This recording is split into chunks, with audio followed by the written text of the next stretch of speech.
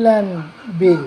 Inland bill of exchange. So ito, yung bill na payable lang dun sa country na yun. Hindi siya pwede sa ibang country.